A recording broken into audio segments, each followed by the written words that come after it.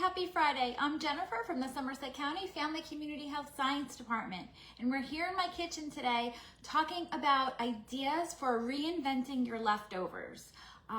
Food waste is such a problem, and when you look at the food waste that we waste at home, most of it is leftovers. And what's sad is that over 70% of the food wasted is edible.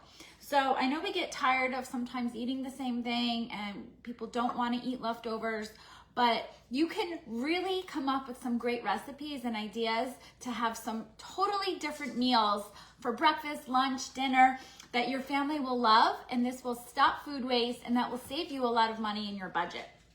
So the first thing I want to talk about are grains. Grains will last several days in the refrigerator. One of my favorites is quinoa because it's double duty. It is a whole grain and also a complete protein. So you might serve quinoa with dinner. Say you had quinoa the night before with salmon and you have a lot left over because it does make a lot. And these tips are also going to be good to remember in your meal prepping and planning. So make a little extra so that you have leftovers to reinvent. So I have a half a cup of quinoa here. Now what you can do, of course, are bowls. My family loves bowls, and you can put extra protein on top. It's great with chicken. You can grab a can of beans, chickpeas, tomatoes, cucumbers, put a nice vinaigrette and have a bowl. But here's a great way. Have you ever had it for breakfast? Have you ever had it warmed, like a porridge? So what we're gonna do is take our half a cup of quinoa, and you can use any kind of milk. I have unsweetened vanilla almond milk, and it does kind of have a little bit of a natural sweetness. I'm gonna put about a quarter of a cup. I know I'm not measuring. And we're just gonna mix this together. I'm gonna pop it in the microwave for about a minute. You can put this in a saucepan and just simmer it low for 3 to 4 minutes on your stovetop, but microwave is quicker.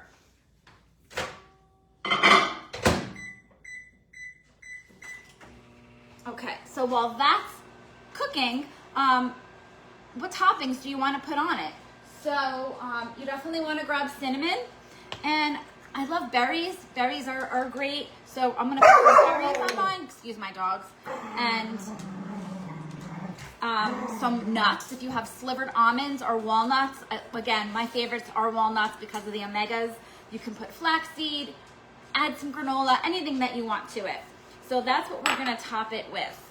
And thinking about other grains, if you have leftover rice, white rice, brown rice, it's really easy to make homemade fried rice.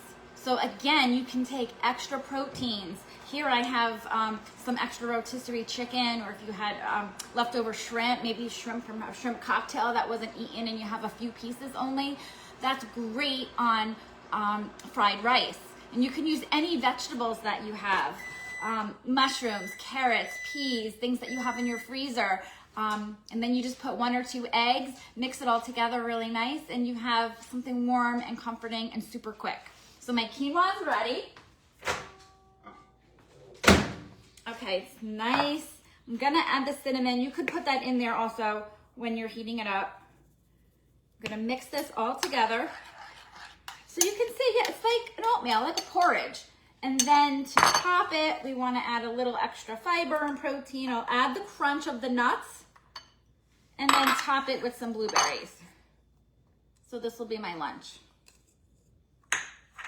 So how nice is that, right? Let me know if you ever thought of a porridge with quinoa. Okay, another idea, and I will post the link in the comments below, is making rice balls with the leftover rice. I shared a video a few years back, and we have it on our YouTube. So follow us on YouTube because Facebook only keeps our videos for 30 days, and we have a huge library, not just of our cooking and nutrition videos, but Michaela's fitness videos as well. So look, there's a great recipe. You take leftover rice and you just need an egg wash, some breadcrumbs. You can stuff it with cheese. You can stuff it with leftover meat that you have, and put it in the air fryer. And then in a few minutes, you have transformed your rice into something delicious. All right, let's move on to meats and veggies. So I always have a little bit of leftover veggies. This was from the other night. I had made cutlets and leftover roasted potatoes and some leftover roasted broccoli. All right, there's just a little in here. So obviously you can throw it in an omelet. That's a lot of times what I do with leftovers with my veggies. Or you can make a nice frittata where you put your pan in the oven and bake it if you want to serve like your whole family a nice large omelet. You could also do stir fries. Stir fries usually is my go-to for any kind of leftover meat or veggies. Slice up your peppers, your mushrooms, your onions, and you can transform that meal. So let's talk about this chicken. So this is leftover rotisserie chicken. Obviously you could freeze it and save it for soup or make a homemade soup. Sometimes people will dice this up and make a chicken salad. But what if you took a new twist on that chicken salad and made it with a chicken coleslaw? So you might have some leftover cabbage, right? A cabbage head makes a lot. So you can take some cabbage, take some carrots, just shred them up and add your chicken to that. If you have a green onion, that's always great to have on hand, a nice scallion, that gives something a nice flavor. And then what you're gonna do is top your salad with maybe some sliced apples.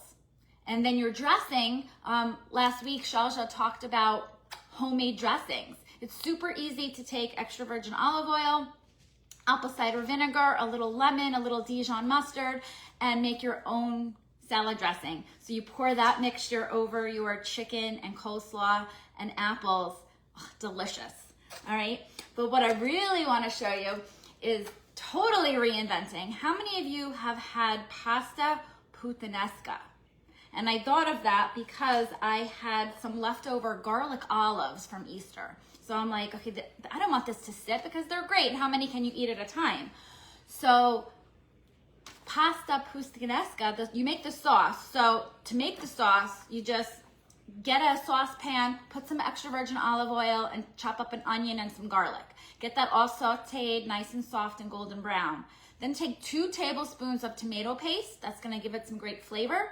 And then add 1 can of crushed tomatoes. Add a little bit of maybe crushed red pepper if you like a little kick to it. Put a little oregano or Italian spice. And then you want to put the star. You want to put the olives. You can chop up the olives. If you have capers in your fridge, throw them in there. You're not adding any extra salt because the capers and the olive have that natural saltiness, but it's going to have great onion flavor. And you just let that simmer for about 10-15 minutes. And then you can add in your chicken while your pasta's cooking and then pour that over pasta. Totally reinventing your regular old tomato sauce and then adding chicken for protein, really utilizing that. So I hope that gives you some great ideas. The other thing I wanted to show you was leftover from Easter. We had a lot of ham. So one of the first things I did with my ham, and this is the last of my quiche, I love to make quiche with leftovers. It's super easy to make a crustless quiche. You just take your round pie plate, spray it with some olive oil. I usually bake my quiche about 375. So what you do is you take your cheese.